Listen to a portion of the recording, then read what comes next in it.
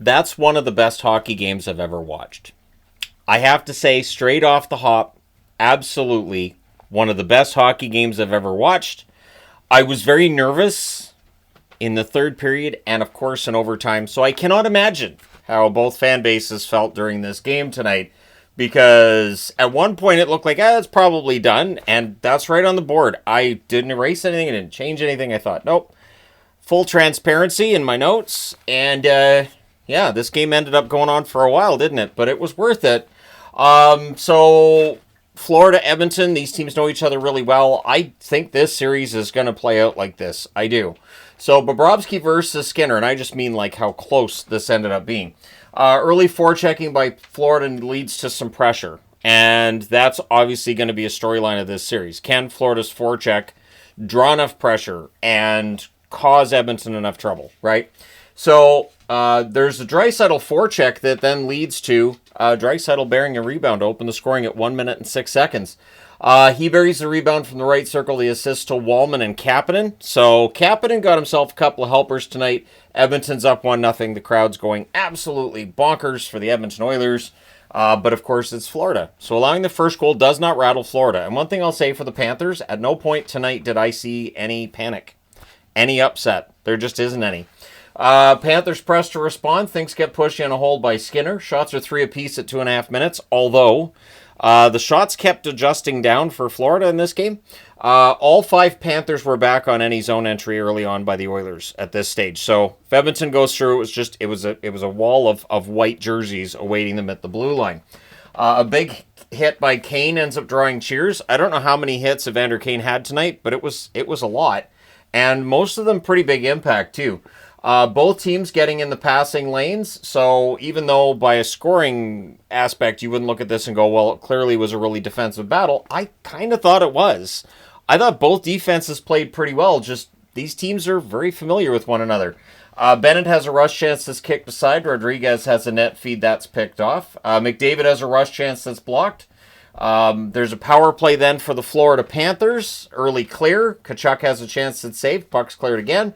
Good shorthanded play by McDavid. Then there's a post for McDavid on a shorthanded rush. Power play's killed off, 1 shot on net. The teams trade turnovers. Halfway through the period, the shots are 6-2 in favor of Edmonton. Then at 10:49, the fans wanted a penalty on this play. The Oilers wanted a penalty on this play. They didn't get it, and Florida scored. Bennett roofs one from the high slot. Verhaeghe and Tkachuk with the assists. And if you've watched Florida throughout these playoffs, you know that they have this dastardly way of being outplayed for a while, and then all of a sudden, here comes Florida, which is why I never feel comfortable in any game that Florida's in if they're behind. I always feel like, hey, they're on the verge of potentially having a comeback here. So there's a goalie interference challenge, which I thought was the wrong call. Just saying straight out, I thought that was the wrong call. The goal ends up counting, so the Panthers, they go back to the power play. The ref is informed that he sucks. There's a shorthanded rush by Janmark. There's another clear. The Oilers rag the puck. However, there's a late cycle by Florida, and they would score. Marchand buries one from the side of the net, gives Florida their first lead of the game at 2-1. And that's 2 goals on 5 shots. So one thing we're going to keep an eye on in this series, obviously, is the battle between Skinner and Bobrovsky. Huge telling of how this series could end up going. So that makes it 2-1. The Oilers then get a power play that lasts 6 seconds. And it is Corey Perry taking his second penalty of the game. Technically, he was in the penalty box for all 3 penalties that were Oilers penalties, including the delay of game call for challenging that goal. Then, after that, we get 1 minute and 36 seconds of 4-on-3 for the Oilers. There were so many penalties called in that first period, and then the second and third, it was like, nope, we're not going to call it. So Bouchard to Nugent-Hopkins, near miss. Bouchard fires one high. Draisaitl can't bury one in close. Everything gets killed off there, so it stays 2-1 in favor of the Florida Panthers. Mikkola fires one wide on a rush. Arvidsson has a wrister that's held. Things get pushy there. Perry has a chance from the doorstep. That's held as well. We get some more pushing. The Oilers press with 3 minutes left. Bobrovsky looked pretty darn sharp, and it stays 2-1 for Florida after the first period, although I thought Edmonton outplayed him. And that's the storyline too. Florida being outplayed, having leads. They do that in these playoffs. And then the problem you have is usually Florida will then start playing better once they have the lead. Second period, early press by the Oilers. The Panthers forechecking starts giving the Oilers some issues, and then at exactly 2 minutes on a 2-on-1 rush, Bennett with his second goal of the game makes it 3-1 on a 2-on-1 rush. Schmidt and Verhaeghe with the assists. And I wrote right here, full transparency, I doubt Bobrovsky allows 4 goals tonight, so this one might be done. It's a 2-goal lead for Florida. It quieted the crowd down significantly at that point, and it's 3 goals on 8 shots for Skinner. So there's that storyline regarding the goaltenders again. And the Oilers at that point had 15 shots, and only one of them had gone in the net. Oilers look to respond, and at 3:17 they do. Arvidsson with a slapper under the arm of Bobrovsky on the rush. If Victor Arvidsson can start playing the way that I know he can, because I've been a fan of his for years, he just hasn't played that way for a while, he could be very effective in this series. The assists to Podkolzin and Bouchard. Jones then has a net drive chance that's saved, as now the lead's been cut to 3-2, and Florida's looking to answer. Gadjevich exits. He would come back into the game, though.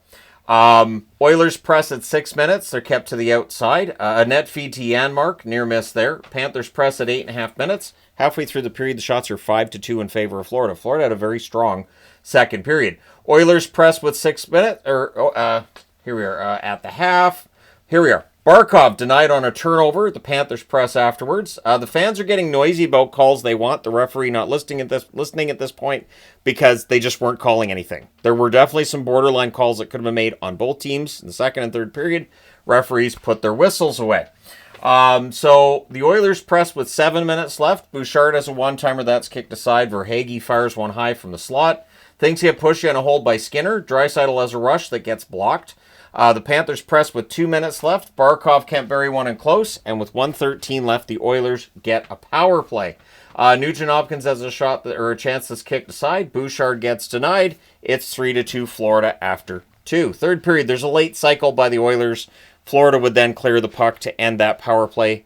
No harm, no foul there for Florida. The Oilers are coughing up the puck a little bit in the opening minutes of the period.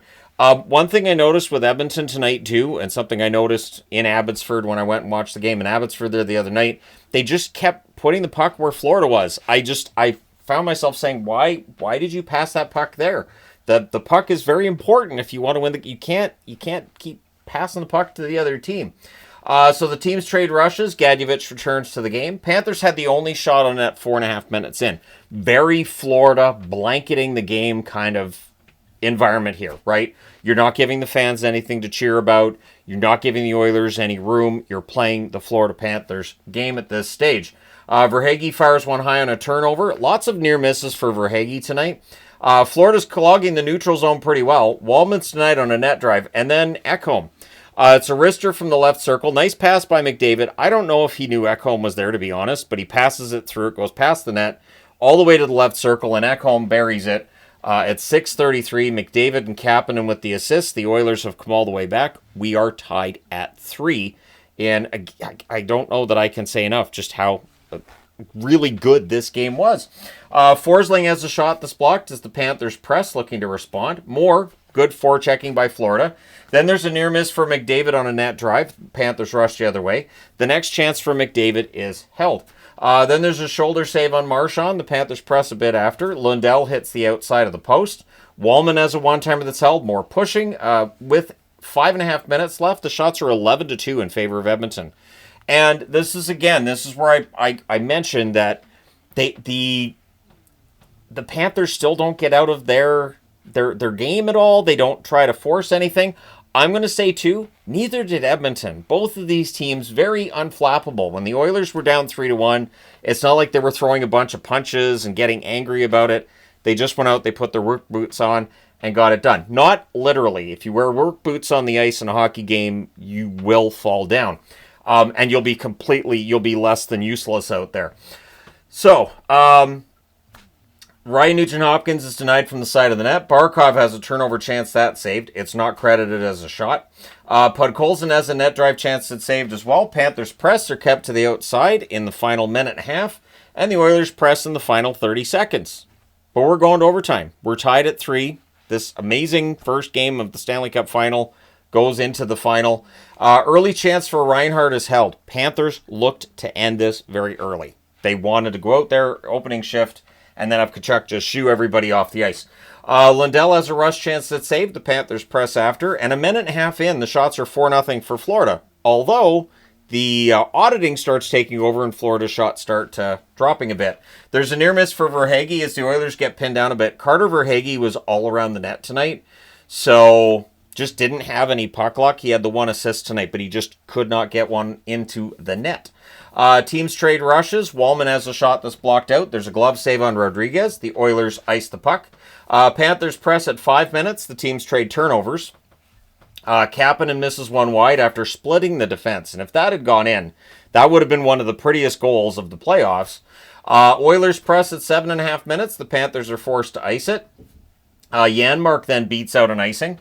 Henrique to Frederick, near miss. Ekholm has a blast that's kicked aside. The next chance is then saved. Bennett has a rush chance that's blocked out. Nosek then has a net drive chance that's held. And they played Deutschland. I'm always a fan of them playing Deutschland, of course. Somebody pointed out in the comments that's for Leon Draisaitl when he's having a good game. And hey, it worked. Might want to play Draisaitl during the third period next game. The fans call one, the referee does not. The Panthers' forecheck leads to some pressure. Then there's back-to-back icings for the Oilers. Florida built some momentum as we got into the second half of this overtime. So the Oilers get pinned down. They finally do get a change when they clear the puck out. Bouchard's then denied on an end-to-end rush. Then there's a blocker save on Victor Arvidsson as he's looking for a second of the game. Then there's a delay of game call in the final 2 minutes, which puts the Oilers on the power play. So there's an early clear by Florida. The Oilers would then set up, and it's a wrister from the slot. It's on his tape. It's off his tape faster than I can say it.